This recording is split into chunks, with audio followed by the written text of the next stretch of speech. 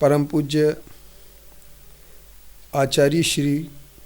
पूज्य पाद जी ने अपनी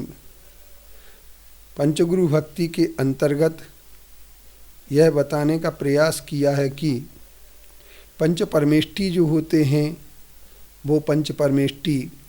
हमारे लिए शाश्वत शरण होते हैं, जबकि इन लोगों का कहना यह है कि सिर्फ आत्मा ही शरण होती है, आत्मा को छोड़ करके सभी पर होते हैं और पर को शरण मान लेने पर हमारी सारी की सारी अध्यात्म की साधना नष्ट हो जाती है। उन बंधुओं से मैं ये कहना देना चाहता हूँ कि हे प्रियवर, तुम एक बात समझो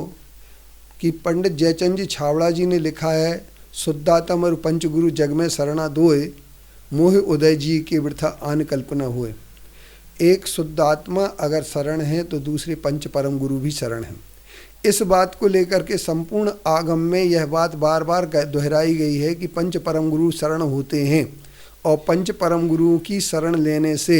हमारे आत्मा का कल्याण होता है, क्योंकि श्रीमद मरेंद्र मुकुटा प्रकट मणिकरणवारी धारा भी प्रक्षालित पद युगलान प्रणमामि जिनेश्वरान भक्त्या। आचार्य कुंद कुंद गुरुदेव ने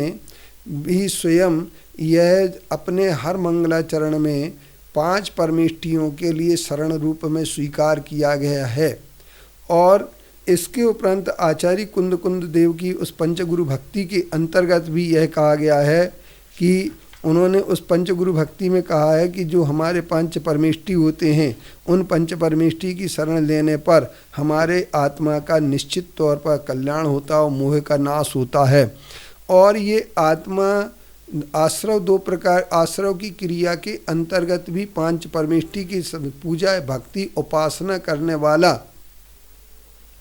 इयत्थेन, उन्होंने इयत्थेन शब्द डाल कर के ये कहा है कि जो ये पंच परमेष्ठी हैं, ये पंच परमेष्ठियों के नमस्कार करने से, इनको प्रणाम करने से, इनको वंदना करने से, इनकी आराधना करने से हमारे आत्मा का कल्याण निश्चित तौर पर होता है। इसलिए नमोकार मंत्र की महिमा गाते हुए अनेक जगह लिखा है, विघ्नौ गाय प्रलयमयंती साग्नि भूत पन्न गाय विषम निर्विष्टाम याति स्तूयमाने जिनेश्वरे। आचार्यों ने ये कहा है कि जिनेश्वर भगवान जो होते हमारे पूज्य होते हैं और जिनेश्वर संपूर्ण विघ्नों का नाश करने वाले पंच परमेष्ठी होते हैं। और नमोकार मंत्र को इसीलिए एसो पंच नमो यारो सब पाव पनासनो मंगला नमचे सव्य सिम पड़मम हवि मंगलम। तो ये लोग अपना एक तर्क देते हैं मूर्खतापूर्ण, और वो तर्क ये देते हैं कि ये तो सिर्फ प्रथमान योग ग्रंथ में ही लिखा गया है, ये तो सिर्फ व्यवहार नय की बात है, निश्चय नय से आत्मा के सिवा कोई दूसरा शरण नहीं है। लेकिन उनके लिए ये बात पता होना चाहिए कि निश्चय नय की शरण के लिए पंडित दौलत राम जी ने अपनी छेड़ाला में कहा, हेतु नियत का होई अब व्यवहार मोक्ष मार्ग सुनिए, हेतु नियत का होई।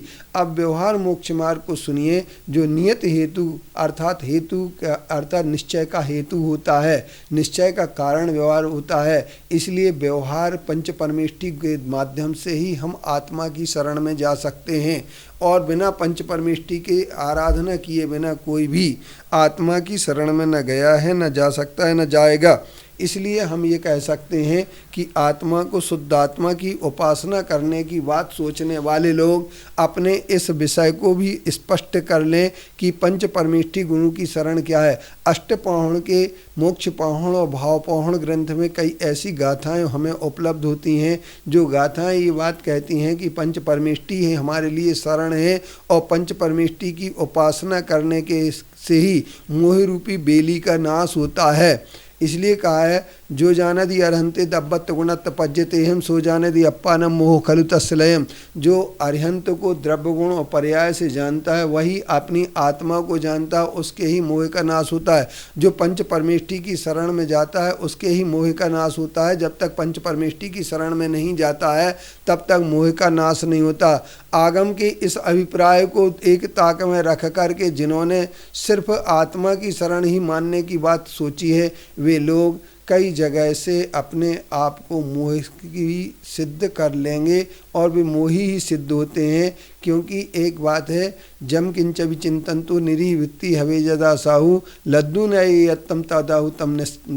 तस्य निश्चयम झानम। जहाँ पर हम एक बात तय कर लें कि किसी भी चीज़ का चिंतन करें, जिस चीज़ का भी अगर हम चिंतन करेंगे, उस चिंतन करने के बाद हमारे लिए कभी भी मोह का अभाव हो, राग द्वेष का अभाव हो, तो निश्चित तौर पर जहाँ जिसका भी चिंतन करेंगे वो कल्याणकारी होगा। और वीतराग स्वरूप पंच परमेष्टि का स्वरूप हम जब स्मरण करते हैं, उनका ध्यान करते हैं, तो उनका ध्यान करने से आत्मा तक पहुँचने का अगर कोई मार्ग है तो पंच परमेष्टि है। जिस तरीके से नाव के बिना कोई किनारा प्राप्त नहीं कर सकता है, इसी तरीके से पंच परमेष्टि की आराधना किए बिना कोई भी व्यक्ति आत्मा को प्राप्त नहीं कर सकता है, मोह का नाश नहीं कर सकता है। ओम शांति, ओम शांति।